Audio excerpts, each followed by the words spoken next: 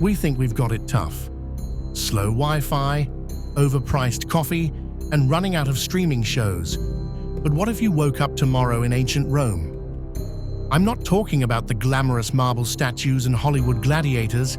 No, I'm talking about the real Rome. Loud, dirty, and dangerous. Think you could handle it? Spoiler alert, you wouldn't last 24 hours. Let's dive into why life in ancient Rome would be a nightmare for anyone used to modern comforts. Hygiene and sanitation. A dirty start to your day. The Romans were proud of their engineering. Massive aqueducts brought fresh water to the city, and public baths were a cornerstone of daily life. Sounds impressive, right? But let's take a closer look. These baths weren't private spas. They were more like crowded gyms, except sweatier. You'd step into a lukewarm pool shared by dozens of strangers. Soap? Forget it. Instead, you'd smear olive oil on your body and scrape it off with a metal tool called a strigil. Sound relaxing? Not even close. Now, let's talk about bathrooms, or the lack of them. Imagine needing to go, and instead of privacy, you find a public latrine. Stone benches with holes, shoulder to shoulder with strangers. And for wiping, a sponge on a stick, rinsed in vinegar, shared by everyone. Welcome to Roman hygiene, where the risk of disease like dysentery or typhoid was just another part of daily life. The streets themselves were even worse. Waste from homes was often tossed straight out of windows onto the roads, where it mixed with animal droppings and leftover food scraps. During the rainy season, the streets turned into foul rivers, spreading disease and attracting rats. Imagine walking to the Forum, dodging piles of garbage and hoping you don't slip on the muck. Public fountains were often the only source of drinking water for ordinary Romans, and they were anything but clean. The same water used for bathing and washing often ended up in drinking supplies. If you survived a day without stomach cramps, or worse, you'd be considered lucky. Health and medicine. Pray you don't get sick. Let's say you fall sick or injure yourself. What do? Head to the local medicus or doctor. But here's the catch. Roman medicine was a wild mix of superstition, trial and error, and sheer guesswork. Doctors didn't know about germs, so forget antiseptics or sterile tools. They believed illness was caused by imbalances in your humors: blood, phlegm, bile, and black bile. Their solution? Bleed you out, sometimes with leeches, sometimes with knives, and always with zero anesthesia. Surgery was worse than the illness. Broken bones were set by brute force, often without regard for proper alignment, leaving patients crippled for life.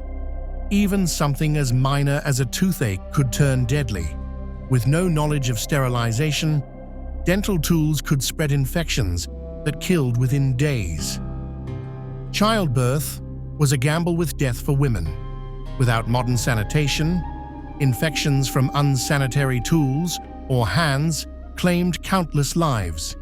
Midwives relied on herbal remedies that sometimes did more harm than good.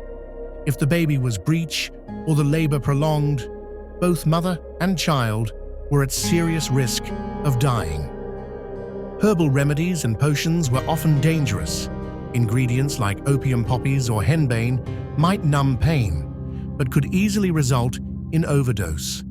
Some remedies included lead or mercury, poisoning patients even as they sought relief.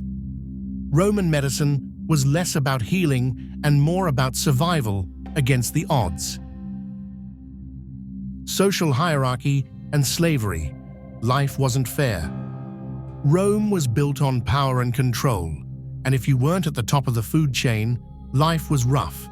At the very bottom were slaves, who made up nearly half the population. They built the roads, harvested crops, and even fought in the arena for the entertainment of the masses. Their lives were brutal, and they were treated as disposable property. Gladiators, though famous, lived harsh lives. They were fed high-carb diets to gain weight, not for strength, but for body fat, which made their injuries less gruesome for spectators. Training involved brutal drills and frequent beatings, and if a gladiator refused to fight, they'd often be executed as an example. Even free citizens faced hardship. Most lived in overcrowded apartment blocks, prone to collapse or fire. These insulae had no plumbing, no ventilation, and no safety regulations.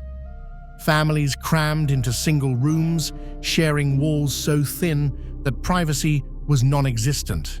Fires spread quickly, and residents often had no way to escape. For women, life was especially restrictive.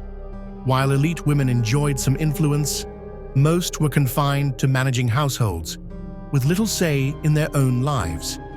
Marriage often happened in their early teens, and they had few rights if widowed or abandoned.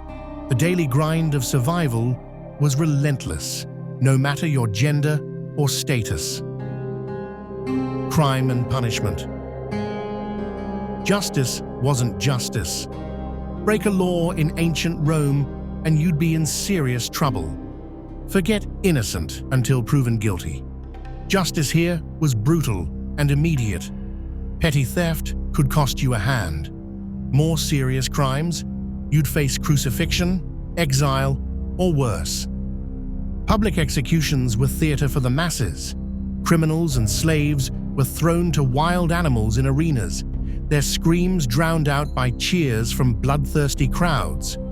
Crucifixion, the most infamous punishment, wasn't just about death. It was about humiliation and prolonged suffering. Victims often hung for days, exposed to the elements, before finally succumbing. Even minor accusations could lead to torture as a method of extracting confessions. Wealthier citizens could sometimes buy their way out of punishment, but for the poor, justice was harsh and often fatal. The law wasn't about fairness, it was about control. Food and water, a recipe for disaster. Feeling hungry? Meals in Rome weren't exactly gourmet. The wealthy might dine on exotic dishes like roasted peacock or honey-glazed dormice, but for most people, it was bread, porridge, and maybe some salted fish, if you were lucky. Garum, the empire's favorite condiment, was made from fish guts, left to ferment in the sun. Its overpowering stench was legendary, but Romans poured it on everything from bread to vegetables. If the thought of rotting fish sauce doesn't turn your stomach, the food contamination might. There were no regulations, and spoiled meat or grain infested with bugs was common. Then there was the water. Romans used lead pipes to transport it, unknowingly poisoning themselves over time. Poor sanitation often meant wells and public fountains were contaminated with human and animal waste. A single sip could leave you battling dysentery or worse. Comfort and entertainment. No rest for the weary. After a hard day, you'd think Romans could relax, but homes were far from comfortable. Most people lived in insulae, which were cold in the winter, stifling in the summer, and dangerously overcrowded. Beds were often straw-filled sacks, and lighting came from smoky oil lamps. Entertainment wasn't much better. The Colosseum and Circus Maximus were thrilling but gruesome. Gladiatorial games often ended in death, and chariot races frequently involved deadly crashes. Watching others fight for survival became a morbid distraction from the harshness of everyday life. Even festivals were chaotic. Crowds surged through streets, leading to injuries or worse. Fireworks and torches lit up the night, but often sparked fires that consumed entire neighborhoods. Fun in Rome was always a double-edged sword. So, could you handle life in ancient Rome? Between the disease, brutal punishments, and lack of basic comforts, surviving even a day would be a miracle. How long do you think you'd last? Let us know in the comments. Don't forget to subscribe for more wild tales from history's most chaotic empire. See you next time.